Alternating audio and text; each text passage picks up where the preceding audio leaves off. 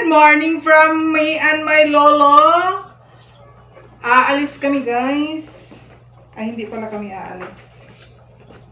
Ano si lolo sa labas,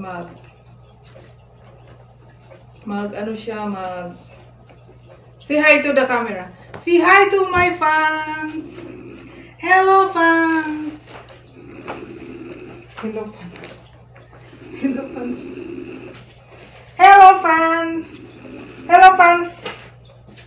Hello, pandesal. Malunggay pandesal. Hey! Malunggay pandesal. Hey! Malunggay pandesal para padidisal. Hey!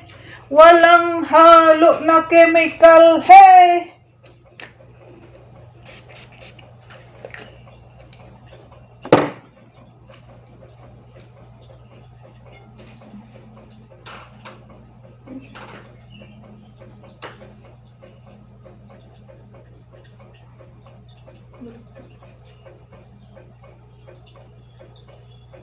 Walang halo na chemical,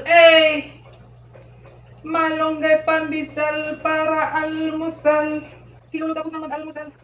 Lami kayo! Lami kayo ang... So guys, makulat si guys. Ayan.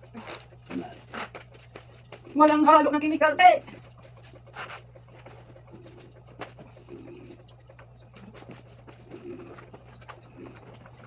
So guys, already natin si Lolo.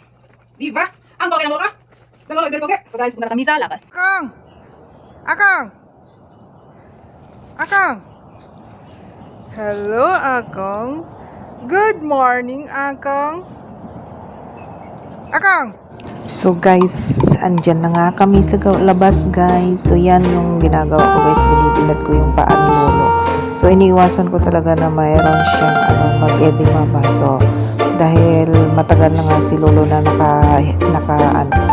nakahilata, like bedridden na siya for like 12 to 13 years na siyang na bedridden guys. So kailangan ko talaga si Lolo i-exercise, and then pag may time talaga na maganda ang panahon, tulad ngayon na yung weather is mainit siya pero hindi siya ganun kainit. So this was mga 9:30 to 10, mga ganun. Kasi si Lolo guys, hindi ko na talaga siya pinapaupo ng matagal sa wheelchair, gawa nga ng ng my time na nag-seizure siya kasi sobrang tagal ko siyang napaupo, like 2 hours. So ngayon hindi na niya kaya kasi nung na-stroke si Lolo, nung natake siya, guys, na yung balakang niya. So isa din sa niya is yung balakang niya. Ang balakang niya is still na siya. Yung bang dinikit lang. Hindi ko alam kung paano yung exercise. So habang binibilad ko si Lolo guys, is nag-exercise ko din guys. Sinasayaw-sayawan ko din siya para para malibang-libang si Lolo guys. So actually guys, hindi talaga nag-i-smile si Lolo. So ginagawan ko na lang ng paraan para medyo para ma-comfortable siya sa akin. So actually comfortable naman talaga siya sa akin guys. So magti 3 years na ako dito sa kanya, na ako yung nag-aalaga sa kanya. So wala namang problema sa akin kasi mabait si Lolo. Wala siyang wala siyang imik. Wala siyang imik. So yun lang guys. So ang hirap ng trabaho bilang caregiver, no? Pero alam mo, pag love mo talaga yung ginagawa mo, yung magagawan mo talaga ng paraan yung burdens, yung may nakita kami strawberry para guys yan sa harap namin, at saka yung magandang bulaklak.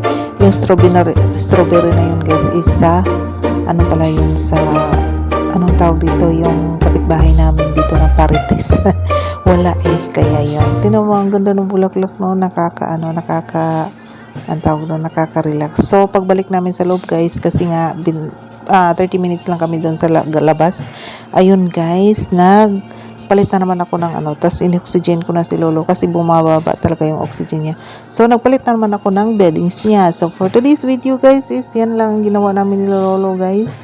Ganyan lang yung buhay namin everyday.